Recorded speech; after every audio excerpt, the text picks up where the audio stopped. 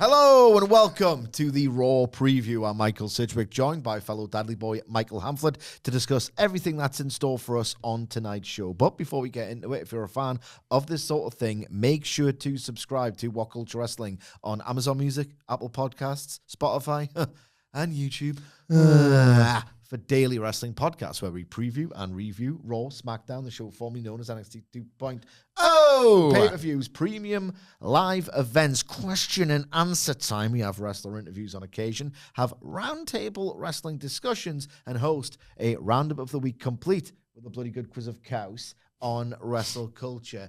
Hamflett, well, it's time for you to take over because you don't like doing the intros, but all I'm going to say is... when you're approaching this show tonight, are you going to be like, oh, this again? Are you going to be all like, okay, let's go. 1, 2. Is this on? It's both, Sidgy, and let me tell you why. It's a row of two halves, this one. It's a big crowd, 14,000, or it'll get to 14,000 at 13,369 in Dallas, Texas, Toyota Center. The Sex Toy Center. I think we've done this, and I think we landed eventually on the Sex Toy Motorboater. Good, yes, and of course Dallas Sex Ass. Yes, where All In was, of course. It's yeah. Don't blow your wad on those All In tickets for that All Elite wrestling crap, because if you are in the area, the Fed will come to town. Save your money. It's prudent. Save your money. Get yourself to the Fed. Check out the old little engine that could total non-stop action while you're there. Yeah. But anyway, Fed's in town. Dallas, Texas, 13,369. So a big crowd at the Toyota Center. And with some cows, I guess, because we'll do the headlines before we get to the matches. Roman Reigns advertised for tonight, obviously having made his surprise, but not much of a surprise return last week. He was in the SummerSlam promotion, so we knew a return was imminent. And he does so last week, saving CM Punk and Jey Uso from an attack by the Seth Rollins stable that is currently suspiciously without Seth Rollins. Nor a name still. Or a name. Don't invite Seth Riders, guys. Because what would you, if they just said Weather Vision? Yeah. That's a difficult one to, like, you know, when you get those like nicknames like in the wrestling sphere, all very funny. Like Tiny Con. Yes. Triple K. Yes. Instead of Triple H. Yes. You know, like what? Like, that's really good. That's brutal. That's really good. Why? Not why, but what? What would you call if they just said, "Oh, we're the Vision"? Yeah. I mean, it's a bit trite, but what could you like? The smell of Vision. You know, you couldn't really come up with a good one. No, it's not there to be skewered, that one, is it? Yeah, you need an unskewerable name in wrestling. Over the weekend, one of the themes for WrestleMania 42, it's called "You Can't Stop This" by Alex Warren. They used it on the first trailer for WrestleMania 42, so naturally I've been refreshing Spotify every day, just waiting for that to drop so I can give it as many streams as possible. And the first lines on there, it made me think of the video package. If somehow, by a bloody miracle, Seth Rollins was in the position where he could take on Cody Rhodes at WrestleMania 42, as he did at 38, to great success. The first two lines in that song go, "I had a dream, I had a vision." And there's the video package just writing itself, isn't it? Yeah. Cody Rhodes, Seth Rollins. So maybe they're delaying that on purpose so we can get our first glimpse of that WrestleMania trailer with those two people in it. Tweet that. I would, but I'm not on it at the moment. Weirdly, I'm not missing it. I'm every day on it. It's like, I feel like you still send me some of the funnies. It's like the old funny peepers. Yeah. But yeah, otherwise. So I don't know. Everyone's better than me. You're not on it. Downstairs, I'll be back, man. I'll be not back. on it. And I've got a mate, best man. Toxic, yeah? But he is, he knows it. We were each other's best man and all the rest of it. And we used to have this thing where we have a shared mutual obsession with like Newcastle transfers. We just have these fixations. We're very alike in that way. And like, we used to go on this website called newsnow.co.uk. I'm familiar with its work. Where like you would just go like refresh and then they'd have the top stories. It was like a proto Twitter. I'm turtling. I miss that guy. He's great. I don't know why. I think he's off the rest of the week. but it'd be like new in the last 5 minutes, new in the last half an hour. So it's like a constant like, are we closing? It's often the same story, just retold through a different aggregator. Oh yeah. Is that our neck of the woods? Indeed. And he said it were finally. He were finally broached the subject of is this all going disastrously wrong at Newcastle United Football Club? And we had a little rant each. I was like, if you're anything like me, you're probably on X refreshing. He was like, nah, I can't be arsed. And I was like, I'm just a bit dark and toxic now, isn't it? I was like, don't make me look like an asshole for persevering. Oh, no, I'll be back. Sanctimonious prick. The good bits I missed terribly, genuinely. But yeah, I needed like a quick breather for you. I needed a breather from the world. You know what? Musko. Jumping Elon Musk. Yeah. You know what he should do? Like, he should offer you don't get for you on Air Premium. Oh. You should offer that. That's a perk. It's one of those where it's like, obviously you got it for free to begin with. Yeah. But give people, it's like new Coke. Yes. Give the people something they don't want, lumber them with it, and then if you pay for it, take it away. Well, Sidge, I mean, you've just come up with an absolutely inspired idea for the recognised symbol of excellence in social media entertainment. So I think you know where I'm going. What you got for the old tribal cheesy on Raw tonight? Where are they at? Like, let's fold this in, right? The continuing discussion of Seth Rollins' injury, work, or is the answer no work? He was on crutches this weekend, but that was to go all the way back to my sneaking suspicions that were actually, it's just when I later heard John Pollock had actually been told, expect to see an injury angle in the Seth Rollins match and he'll end up on crutches. So it is kind of playing out exactly as a work was described to John Pollock by somebody. There was conflicting Mike Johnson and Sean Ross Sapp, who, again, otherwise normally extremely credible voices with which we couldn't do so much of our job. So this is absolutely not a knock on them. That's why it's, I think, been more of a contentious one, because you've had like different, very influential voices offering different takes. Meltzer seems to have gone more down the Pollock side of things. There was a Meltzer-Alvarez discussion about there's still an injury, but it's not the injury they're showing you. He's healthy, he's good to go. There's a cash-in that they want to keep as quiet as possible. Yeah. Does that mean that... Sorry, go on. No, I was going to say, does that mean in terms of Roman Reigns and his return on Raw, that it is just as simple as either Roman and Jay versus Bron, or Roman versus Bron in a singles, and the idea is Seth Rollins, as far as we're all concerned, is persona non grata until the surprise cat, whatever. Yeah. And I don't mind. That's I wish he was persona non grata, then he'd never come back. That's like the old work is a new work in some respects. You've got to try different ways to fool people, and I actually genuinely don't mind the ambition of this, even if we're just talking about on these terms, because it creates far more mystery around his potential cash in than if he was just kicking about. Yeah, I don't actually hate this. I don't hate it. Work me for freaking hell's sake. Like, so we've always said, I've reached a point now where I'm so fundamentally bored with televised episodic wrestling TV, which can peak very highly. Like, insult me, work me, offend me. It's all a bit, safe and stale and predictable right now. I will say, what does this say? A 1980s body swap comedy, because call me Michael Hamflett, everything on the show that doesn't involve a professional wrestling match looks really intriguing and compelling. The matches, oh dear. Freaky Monday. Freaky Monday. Friday. Now, as it pertains to Roman, right, I will, hands up. I will hold my hands up if they go this route. I suspect they don't want to do Roman Reigns versus Braun Breaker because they are petrified of doing something cool and potentially bold, completely brand new. Someone's got to win.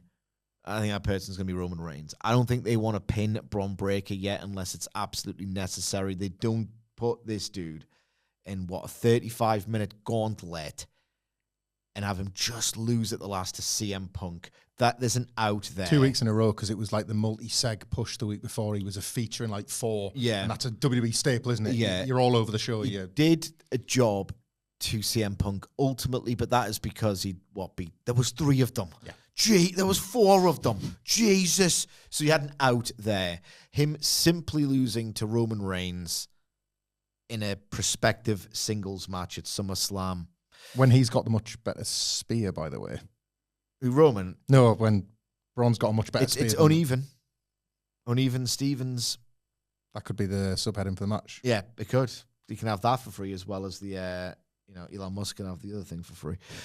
I cannot see it. It seems to me like Roman and Jay are both part of the story, and they've obviously got the history. Bloody hell, I had to watch it. Versus Braun and Bronson. Bronson really gets pinned at SummerSlam. You know what I mean? Yeah. It's just like he's the guy who can do the jobs. I understand how professional wrestling works. It's not exactly inspiring. I will be happy to watch Roman and Braun, who I think can do the damn thing during their sequences. But you also have Jey Uso and Bronson Reed in there, which could range from hilariously bad to woefully uninspiring. I reckon it's the tag instead of the singles. Because, again, Braun got pinned last week on Raw. I watched it. Everyone watched it. But they had the out. They don't really have an out here. And here's the thing. Like, we're wiser or more dead inside. Pick a lane. We're old enough now to realize if Roman beats Braun, maybe if I'm still in my teens or early 20s, quite frankly, my early 30s, and I'm attached to these characters and I want the product to be great and all the rest of it, a previous self of mine would go, well, he's buried. Well, they don't like him. And da-da-da-da-da-da. It doesn't matter. If Roman beat Braun in a singles match and the match felt massive and it was really well done, really dramatic, you could, even if it steals SummerSlam, all the rest of it, like, that's fine. Like, Braun doesn't have to win every single major match. Yeah. And he can, if Roman's more, willing to do jobs. Not that he doesn't seem to be. Freaking took a fall at Solo Sikoa not too long ago. I don't want to attach a reputation onto him that he doesn't deserve. But I just can't see. I mean, Roman's got a new T-shirt. He ain't losing his first match under a new T-shirt, is he? No. That sounds flippant, but it's totally true. This OTC one thing, they want to at least flog some shirts off it for this one run. Here's something as well on this.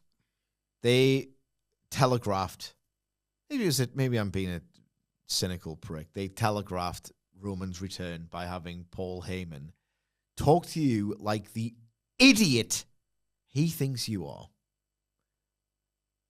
You are the big dog breaker in this yard now. Oh, who would have possibly have seen Roman Reigns coming after this?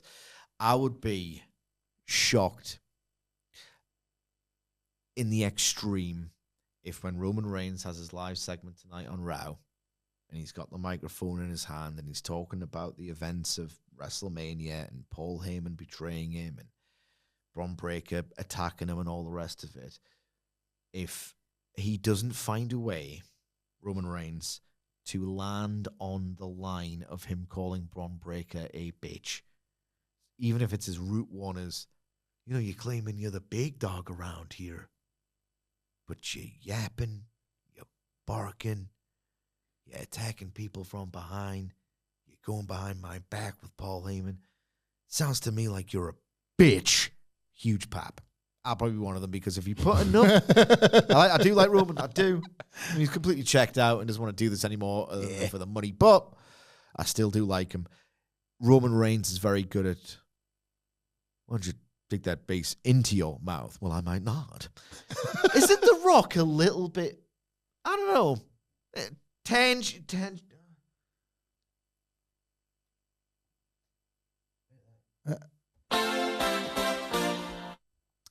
Does The Rock come across as quite like soft-spoken in that famous sit-down with JR? You might want to take the bass out of your voice. Well, I might not, Stephen.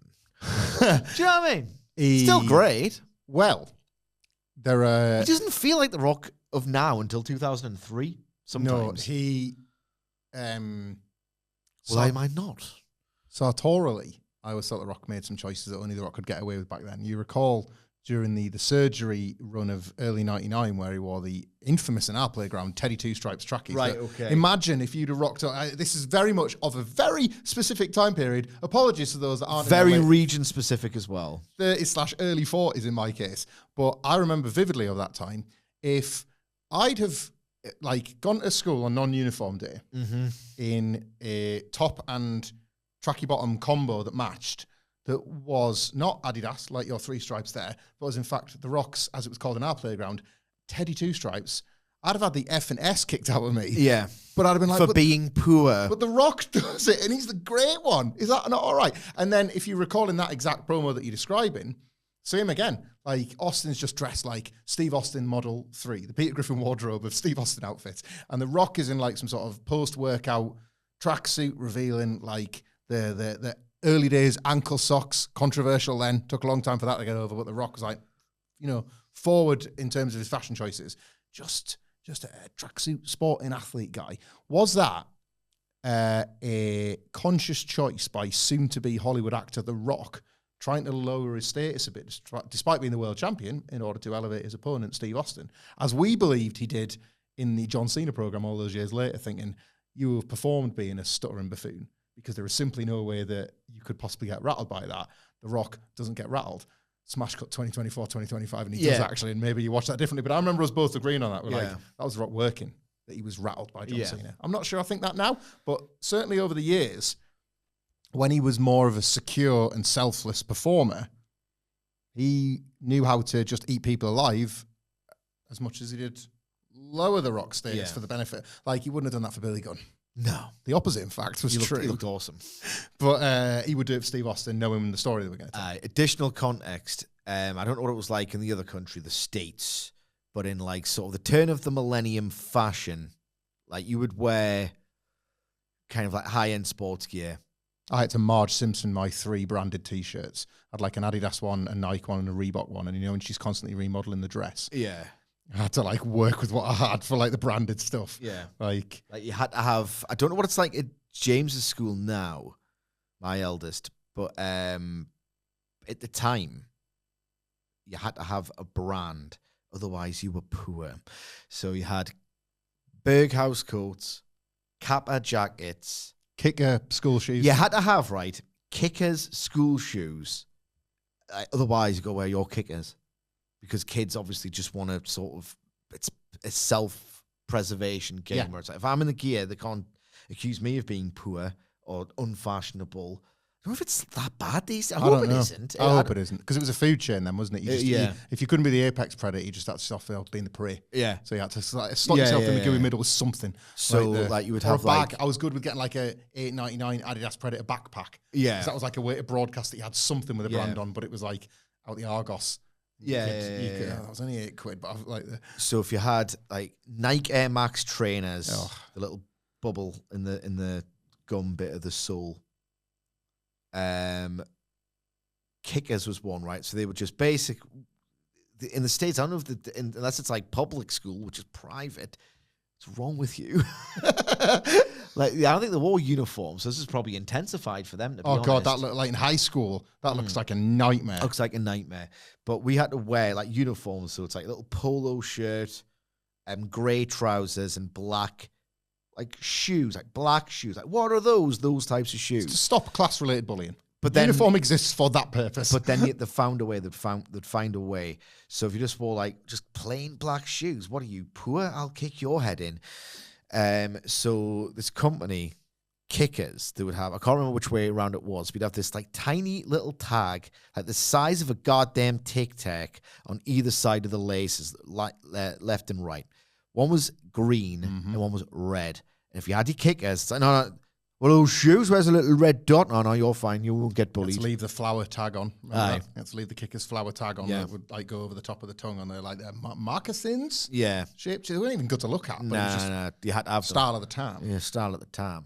So going back, as it pertains to The Rock, so woe betide you if it was better to just wear something completely plain and unassuming than pretend that you were wearing Adidas.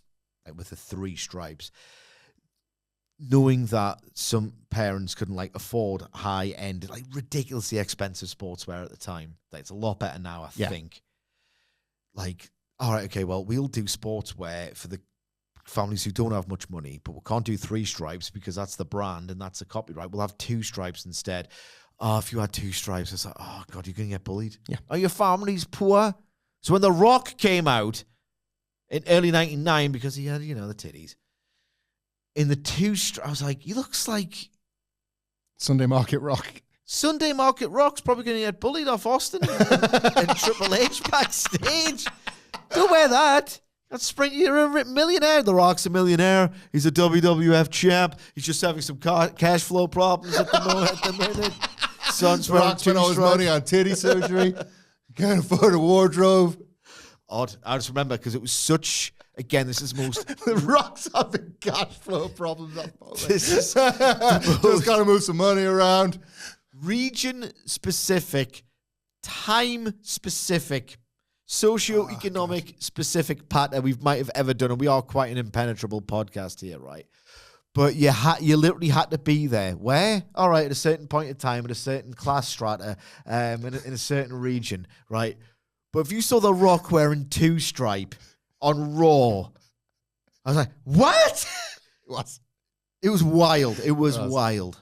Anyway, Roman Reigns is going to call Braun Breaker a bitch, and Triple H is going to be a bitch by doing the tag match at SummerSlam and not the singles. Is the headline from this segment. I'll offer a bit of it's semi stand up for WWE, but also I think a bit of analysis. They've got two men's night 1, night 2 main events. If they didn't, I think they might do Roman Braun, but they have. Well, yeah, the tag match is a bit of a nice counter to where we were at with WrestleMania season, where the argument about, well, who's going to be in the main event, who's going to fit where, was a fun one until about February, when it was like, oh, the answer is going to be a series of bland compromises instead of all these. You're going to have to make choices, pal. You're going to have to decide who's going in the main event and who isn't.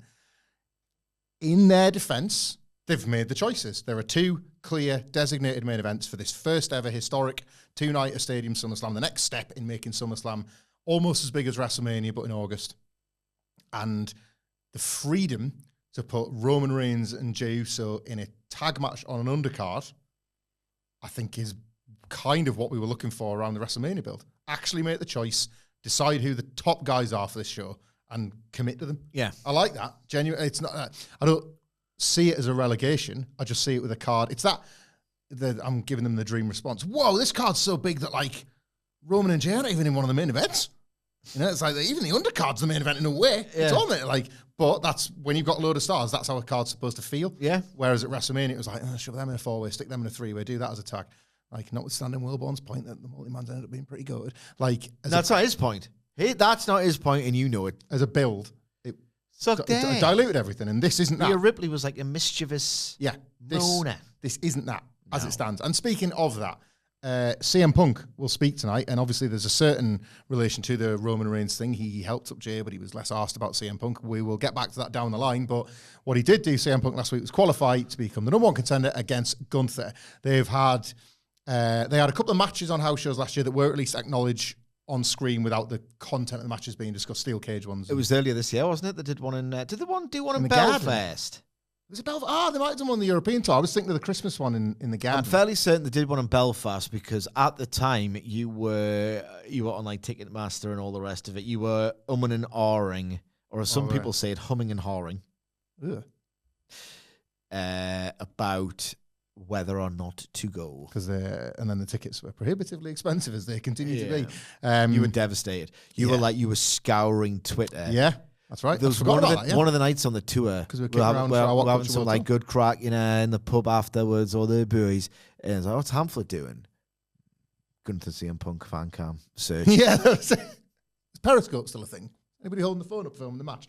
Yeah, they. I know they had a Boxing Day when I think about it, Square Garden. I'd forgotten about the Belfast one, but mainly in canon, at least at the moment, it's just that Punk chases Rollins off into the crowd. Gunther doesn't back down. Punk shoulder checks him, and they kind of have a bit of a shoving match.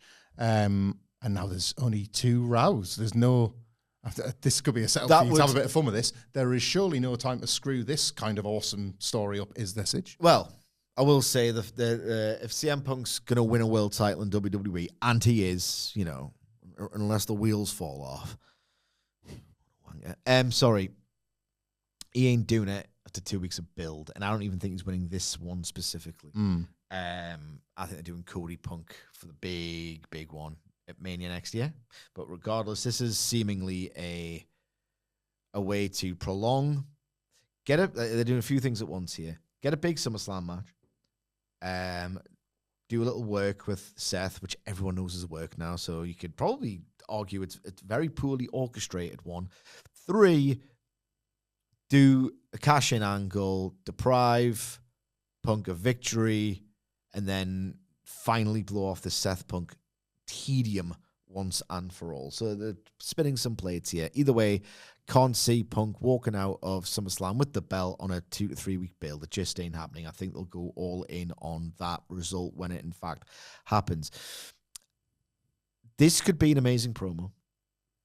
I fully expect it to be an excellent promo, given that CM Punk finally is not going to be living in his own head about how the hell can I justify doing a Saudi show when I've said all those things and my reputation is in tatters with this. Every single second he appeared on screen during this John Cena promo that is now finished, program that's now finished, and the next time he goes to Saudi, it'll be normal, so it's fine. But every second of that program, and we said this at the time, he just knew he couldn't perform it. Just on that, I think there is a big difference between bad faith analysis and critique of CM Punk and good faith. And the bad faith is CM Punk is a stinking hypocrite because he said all this stuff and then went back on it. Yeah, it's who like, cares? catch up. It's CM Punk. The good faith critique is CM Punk, as great as he is nowhere near the effective hypocrite that these critics think he is, because you can see when he's double talking. Mm-hmm. You could see through the entirety of that Saudi Arabia thing that he was double talking. He is somebody that, for all of his incredible qualities as a promo, it's nothing to do with what he says that he goes back on. It's about when he can't believe his own hype enough to cut the promo. Yeah, he never once, he always, every second that passed during that feud, it was obvious that he was in his own head trying to justify it rather than just living in the story that he was telling. Gritty teeth, get through this, get through this. Yep. And there was stumble bumbles and all the rest of it. Now that's over with, and again, the next time he goes, it'll be normalized. This is a very long-winded way of saying you're going to see a very, very good, motivated, relieved version of CM Punk on Raw tonight. Here's the thing, though. He said when he was in the Cena program that he didn't want the title because he saw what it had done to John Cena. It had corrupted him. He kind of has to say, oh, well, I want the title. You're gonna. I will bring it up if he doesn't elegantly link those two things together. He was just saying something. That was like the old Carney thing of, I'll just sell whatever bollocks matters at the time, you know? Yeah.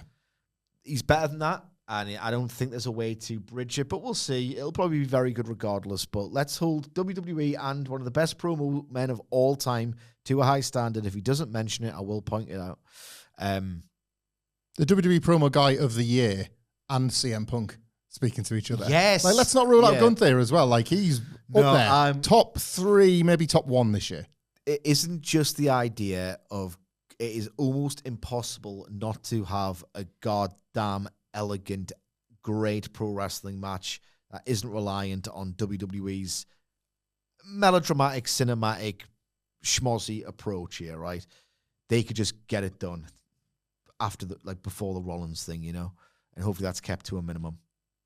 Like, I bet you CM Punk will excel against Gunther.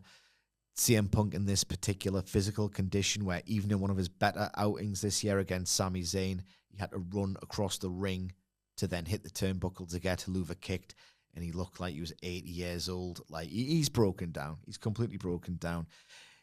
What I wanted out of the Jey Uso match, CM Punk has got the working magic and the ability to emote and sell that Jey Uso never did once in any of those matches, where he can just stand there and get chopped to oblivion, go to his knees and sell the agony, and it's going to mean everything because CM Punk's amazing at it. I would say Gunther versus this version of CM Punk, even though the Cody match will feel bigger, this is the best possible chance he has of working a great match. I said earlier in the year, and maybe I was hasty, I think we've seen the last great CM Punk match because he just felt like he was doing a lot of finisher spam slop. His mind had sort of withered in this system. I think he'll do the magic against Gunther. And not only is it the best possible version of a Punk match, the fact that he can sell so well for what Gunther does. Gunther's stuff will look ostensibly devastating, knowing what we know about CM Punk's physical condition. Gunther's smile before he even says anything to retort to CM Punk tonight is just going to fill my imagination with. He's a guy who is more than prepared to bury someone. Yeah. Have a lot of fun at people's expense. Like brutally massacre them with a verbal dressing down. What could he say? What will he be allowed to say? This could be must-see TV tonight. Gunther, assuming that the two of them can kind of come up with the nice back and forth, to dance, and whatever Gunther's got as his line, Punk's got to have an effective comeback. So it's different. You mentioned the word burial. Gunther's very good at making something feel like a burial, and then it's a work, and he sells something. Yeah. Goldberg was a great example of that. Gunther here, he could frame Punk as this amalgamation of wrestling Cody Rhodes and Goldberg. Yeah. You could put him over as somebody in the ring that he has never quite had the challenge of, like a mind the likes of which he is excited to go to war with, but a body that he's just decimated in the form of Goldberg. Yeah. Did you not see what I did to another old guy that is past his, whatever, blah, blah, blah. Punk's got so many more weapons with which to attack Gunther back at than Goldberg did. But there is a happy medium there, that perfect. I'm going to put you over as the biggest challenge I've ever had and then leave you for dead with these words before you do the same to me. And the sheer gumption to go at CM Punk is something that's part of the fun with Punk, isn't it? Like, what's when you do what? Like what? You verbally went for the punker. Yeah. Had some brass balls. Like, there's a lot of fun, I think, to be had with that, because Gunther's got this, he's just riding this wave of, it's not just stony-faced, stoic, I'm the best wrestler confidence. He's almost laughing at making a mockery of the sports entertainment system. Mm-hmm. That's what his character is doing. We know he loves it. Yeah. Praises Triple H to the hilt. He gets it. He's a... Of course you'd say he gets it. A low-key... Well, I think he's a low-key polymath, Gunther. I think in all the things he's... Honestly, he's not broken down on nothing. I much prefer a Gunther promo to a match these days. I get it. I totally get it. Like, I like both, but I completely get it. And I just think there is something to this Gunther act presently who can, like, has free reign to mock his opponents in a way that John Cena never did, despite the fact that those were all of his builds. John Cena would come out and mock every single opponent. It was like, oh, you're just killing everyone's enthusiasm for pro wrestling. Yeah. Gunther does it. It's kind of awesome. No, he's unbelievable at it. He's unbelievable at it. I'm just... He's got that thing now where he's always going to go below the belt. But what can you say to CM Punk? And you know what's... We talk about low-key Gunther. He's better, like, almost significantly so, than CM Punk in 2025 anyway, at folding in stuff from reality and outside into his promos and getting pops for it. Like CM Punk, you can't go around punching people in the face. I don't know why he's Jeff Hardy, but whatever. No pop, that's right. Yeah. Gunther talking about like the Bret Hart stuff, talking like to Bret Hart about Goldberg. Just these little, he's better at doing these sort of burials, at bringing in the reality. You got me thinking, Is he going to talk about workers' rights? If he did, it'd stand more of a chance of getting over than, as you say, when Punk's brought it up, or Jack Perry or whatever. He could say something like, I'm not some little like Nepo baby that you can grab by the throat, Yes. For example, him putting it back on Punk, and Punk just like trying to sneer and smirk it off a little bit. Very good, Gunther, but there you get the gasp in the crowd. Who knows? I'm excited. Like, you've made me think as well, if you were going to Cody and Punk for WrestleMania 42, Punk's Annus Horribilis, shout out the Queen, shout out Madge for that one. That's becoming a bit of a narrative thing, isn't it? Like, he doesn't win the Rumble.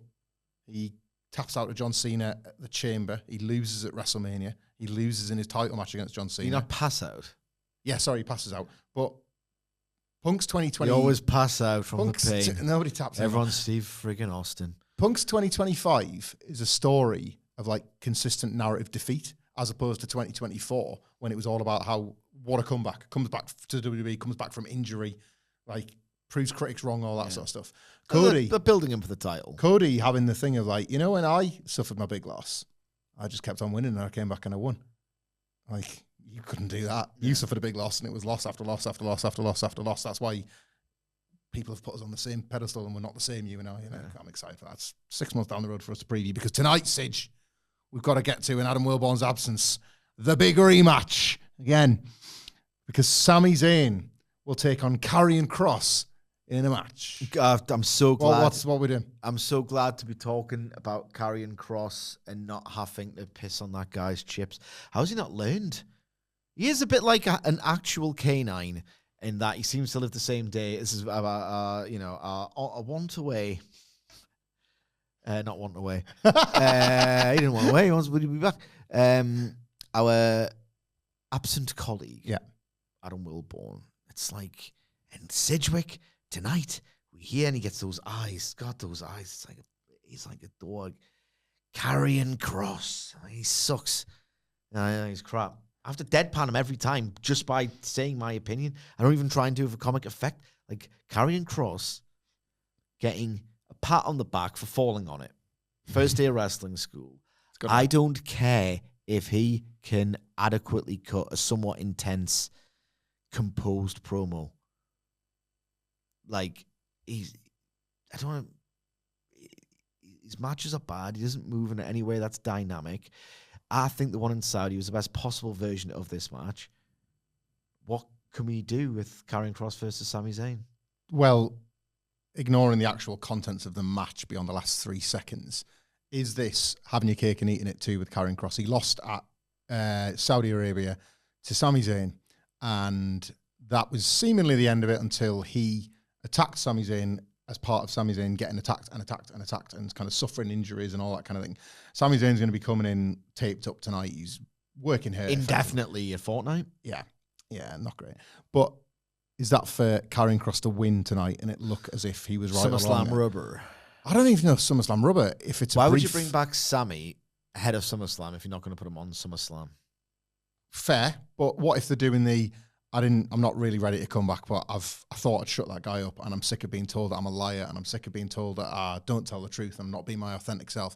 My authentic self is to come to work and kick this guy's ass, and then Karrion Kross actually beats him, and you turn this mutated, half-baked, the internet loves him, but what are we actually doing here into a... The internet doesn't love him. Well, yeah. It's an AstroTurfed campaign. But noise... Fair play for him to doing it. Noise and merch. If in fact he is doing it. Enough metrics that seem to back it, and WWE being obsessed with data. I don't know. But I like him, but I don't like him as much as Will. I think we've got like if he was as big as it's made out, he'd be way more prominent. Way more prominent. Possibly. No, definitely. Definitely is the word you're looking for there. Thought you were a writer. Is one of those reasons because they've never yet committed to a normal wrestling push. And this is that. If he pins Sami Zayn tonight, you are giving him a normal push. It's not about that his work isn't any good or how he bumps or any of that, or he just beats Sami Zayn and it's like, I was right. And anyway, now I move on to, and he feuds with, I don't know, LA Knight. You know, somebody that's somebody kicking around that hasn't got an opponent, and the idea is, right, you're winning matches now. Do I need to back you? Are you a title contender? Yeah. Or are you just the guy that, are you the loss whisperer? You did it with AJ Styles and it goes nowhere. You're doing it with Sami Zayn and seemingly it went nowhere, but you actually turned it into a win. What I'm asking for is like WWE, I'll get off the pot with him. Tell me he is a push prospect and I will invest, or tell me he's not and I'll just stop caring about those commercial break promos that he cuts to pops. Yeah, I mean, I'm not going to care either way, because if he doesn't get pushed, we don't have to talk about him as anywhere near. Like, it's just, I hate how much we have to talk about this dude. I hate it. I'm just getting really bored. And if he does get a push, I'm going to watch some bad wrestling. So either way, I'm just done. I care more about Sami Zayn and Karrion Kross than I do the next match we're going to talk about, because it's Sheamus versus Rusev again. Now, I just don't care, but it did get some acclaim, this match. They hit each other hard. I think you were just on Twitter at the time, and me and Ibu liked it. Just two big lads. A meat match, one might say. It's original, isn't it? Just a lot of this. There's a lot of this in mainstream wrestling. It always does it. It's not Sheamus or Rusev's fault. It's wrestling's fault. Yeah. It's wrestling's complete inability not to just ease up when a thing gets hot. So we've had about 2 years of... Remember when like a Monster Mash was like brand new again? It was like, oh, they're building up kind of two big guys at once. I want to look at this. And then it turns out one of the monsters can do a flip dive, and you're like, oh, they've got that in there. Like, this is so novelty. Yeah. And then like the novelty didn't so much as wear off. It made you wonder if it was ever there in the first place. Yeah. Because everybody followed that path. Thank you, Levesque, for booking Dijak Lee about 15 times. I'm not saying Sheamus and Rusev do dives. They don't. But I am talking about the forearms to the fleshy bit and the Instagram photos of the marks and the blemishes, and what underpins all of this is like they hit each other hard. Yes, that's what happens in the matches. Sheamus has been hanging out with Natalya and Maxine Dupree. Maybe he likes to worm out as well. And maybe. And Rusev had like a week where he was Earthworm Shem. That's decent stuff. That's medium gear. It's so bad that you can't even say good stuff, ironically. And Rusev had like a week where he was allowed to do the Redeemer character, and then they kind of like mysteriously dropped that. Yeah. What I'm saying here is, I feel like I'm allowed to be critical of this match that otherwise gets some like praise. Oh, I'm with you. Because like who the hell are these two really? Yeah, like, who are they in the grand scheme of things? Here's the thing. I liked it when they clubbed each other on the side of the neck. Bit more physical, bit more snug. Like it's something I loved. It's something that I'd prefer to watch when I have to watch contractually WWE Raw on Netflix. Okay. Here's another question, right? This match might be really good. This match might be louder, and it might be, but I would say they'd have to work the crowd into it. Or if this crowd is just on fire because of something they've seen, then this match happens. Maybe it'll be like, like, I don't know, friendly fire. Mm-hmm. Like this accidental thing that just is. They must, like, they're watching it in Gorilla, they being Levesque, Michael Hayes. That's what we call he got him. Go away. Hayes, Pritchard, Levesque sat in that cursed table and chair. Would have watched that first match and thought, bloody hell, these fans do not care and could not care less. Now, even if this one is loud, you could argue this is a pretty monumental booking failure. Have they done a single thing on Raw that would indicate to you, they realized that this first one was almost not infamously, but very much notably silent, a notably silent TV match with your big free agent and Rusev? Surely you watch that and think, right, well, we're going to run this back. How do we heat it up? Have they done a thing to make you think that it's going to be loud tonight? No, this is like when the Dynamite graphic puts the 2 on the screen because you supposedly want a rematch.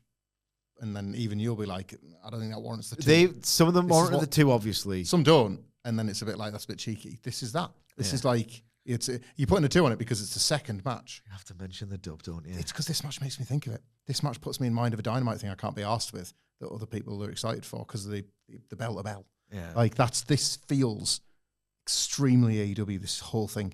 Like, but the difference would be if you plonk this difference on a Dynamite. is that Levesque actually booked it and it's poor.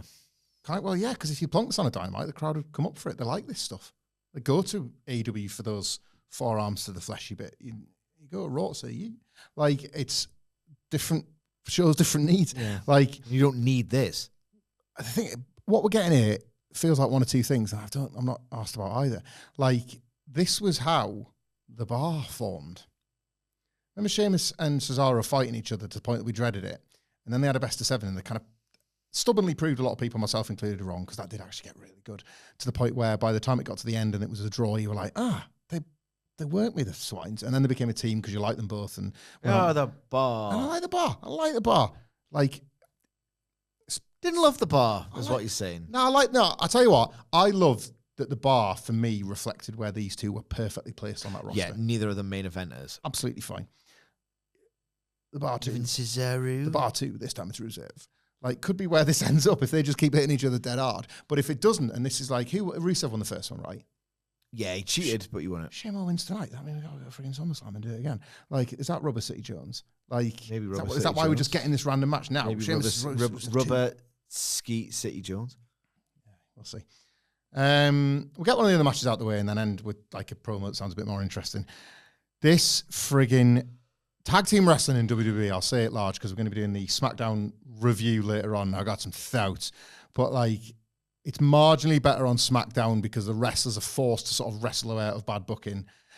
Less so on Raw because there's barely enough teams to resemble a division to have these matches, but they're giving it the old college try because it's a 3-way number 1 contenders match tonight between the New Day, the Creeds, and the LWO. Look, I'm not going to do my bit and say, the match, who cares, right? I suspect the action will be good and maybe even have flashpoints of great. It's new bad, though. Yeah. It's this new bad where competent and heatless, well-worked stuff is you're not going to get anything wildly terrible in wrestling anymore unless you're watching Slammiversary or something. And the tag title #1 contendership puts this presumably match on SummerSlam, which again, it's the bare minimum, but it's the elevated status of the PLE. It's like at WrestleMania when the New Day won the belts. It's like, well, at least you're doing it in the stadium where you're supposed to. So one of them winning, the stakes, and maybe what I'm saying is that those stakes will carry this over the line on the night. Yeah. I don't necessarily care who wins because, again, the division has been booked terribly. So I'm not going, I hope it's this team going up so they can work Judgment Day at SummerSlam. I could not care less. I've not been asked to care less. I think even the most diehard Fed fan I know couldn't care less, right? I could care less. The only baby faces in, and they feel like the designated jobbers to the Creeds or the New Day, and then you've got an all-heel match at SummerSlam. I will say, right, that I'm not as low on the Raw tag division as a lot of people. One, I don't care enough to go that low. Two, and it's a problem for this match, though, Finn Balor's individual performances. Whenever Finn Balor is in a tag on Raw in this division, it kind of feels hot, but he's not in this match, so it probably won't. And what that again reminds you is that the belts are where they need to be. This is one of those situations where the champions are the right champions, but you're kind of looking for the rest of the division to, like, the New Day must be like feeling a bit deflated about how all of this has gone. Like, I would completely understand if their motivations were a little bit lower than. I will say, I don't think Triple H is a good booker, and he's got certain problems, and let's leave it at that. Like Xavier Woods, I reckon some of this stuff is coming from him. Yeah, he's known as a very creative dude. Like, the haircuts, the flexing, the thank God for the New Day. Yes, feels very him. Yeah. This stuff, like what were they wearing last week, for example? Oh, it was there. They were in the funeral attire with Grayson Waller. I think Xavier Woods is pitching stuff for this that isn't necessarily very good. I don't think like he can be blamed for how little they've appeared in main event segments. I think this is definitely a poorly fumbled scenario, but some of the more lightweight, cutesy, mid-cardy, heely stuff, I reckon it's not necessarily like Levesque giving them terrible material. I think Xavier Woods has got a mind to pitch some of it, They could have done with being nasty bastards rather than comedic cheats in the early days. Yeah. They were cruel to Big E, so be cruel to other people. I think it's kind of aligned with Woods' MO and his rep by people glowingly talk about how creative he is. Yeah. Maybe it's a case if he's one of those wrestlers that's a bit too creative for their own good, and this happens. Maybe. Do you think... I don't care. Do you think they get a rematch, or do they go with something like... The Creeds and LWO is a bit of a gamble, isn't it, in terms of... Finished. It's going to be the New Day. Yeah, I agree. We'll end with something that, again, will have SummerSlam implications, but it's not a match at least. Becky Lynch has a proposal for Lyra Valkyria. Lyra Valkyria became the #1 contender last week. Bayley, while down, you sense isn't out, and at a bare minimum will be kind of waiting for the winner of this one. Yeah. But Becky and Lyra feels like the end of it at SummerSlam. Yeah. Like, end to end, like, it's probably, I think, the best thing on Raw this year.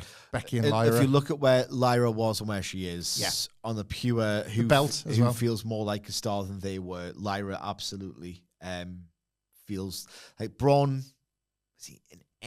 Basically, Braun Breaker, some extra TV time and a new fancy stable as Sam role. Like, in terms of an actual story that has elevated someone from one position up to another, Lyra's the biggest success story on Raw this year. I think so. In terms of the proposal, in terms of the proposal, I reckon it's a case of, if you don't beat me for this title, you have to leave WWE. Something like that. Fly away to SmackDown. Yeah, no, just tell us that they're just leaving. Actually, yeah, because at the moment there's like wrestlers appearing on both shows all the time anyway. There's GM switching sides for no adequately explained reason. Yeah, like Vaquer was on Smackers. Yeah, that feud has crossed both brands, and the GMs just swapped lives last week for a reason that was never even, they never bothered. I think I heard Adam Pearce was covering for Aldis on SmackDown, but then last week on Raw it was the other way around, wasn't it? Remember? Anyway, leaves, yeah, possibly. If only because... Or like, if you don't pin me, you can never challenge for the Intercontinental title while I'm champion again, which sucks as a step. Do you know, I like that one. What's your problem with that one? I'm interested in that, because Triple H has used that before, and I like it. It's the while I'm champion thing.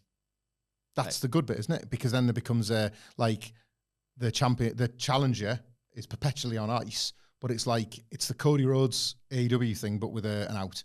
Like I loved it when you had it's going back a bit now. It was the Street Profits with the Usos. Remember that? They lost them, and it was like and it was for the Street Profits. It was a nightmare because they needed the Usos to lose, and then they finally did. And Vince McMahon booked that one Raw, and he immediately put the Street Profits versus Zayn Owens on that Raw, and they lost. But the whole story was, what are we going to do? We've got to stay. Theoretically, I don't hate it. Got to stay hot and healthy, you know. And I'm sure there's been examples that are escaping me of it being done well. I don't think the title, I don't know.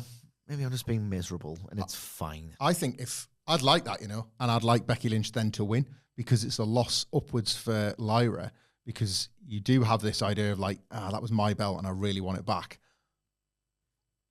Side quest, the world title. You know, it's like you're almost hiding that, I guess I'm going to have to do something else. And then she either finds a partner and goes into the tag division, or it's actually the losing upwards and she becomes in the world title conversation. And Becky Lynch, as the IC champion, hypothetically lower in the pecking order, can sort of say, I've chased her out of this division. She's a main event the next pay. Shut up, I chased her out of this. You know, it's like it's nice heel fodder for Becky as well. Yeah, or it's failing upwards. That's good, isn't it? Like if you're obscuring it through a stipulation, I think that's good booking. Yeah, but then, there's no such thing as good booking. Just in general. Episodic wrestling TV stings. Anyway. What a way to end. Tune into the recognised leader in sports entertainment on the biggest streamer in the world. Well, then there's no such thing as good booking. Very rarely. Do you agree with that? I do. On Wednesdays, that is. Not really. It was really good at the moment. It's pissing him off. And for more of that Ooh.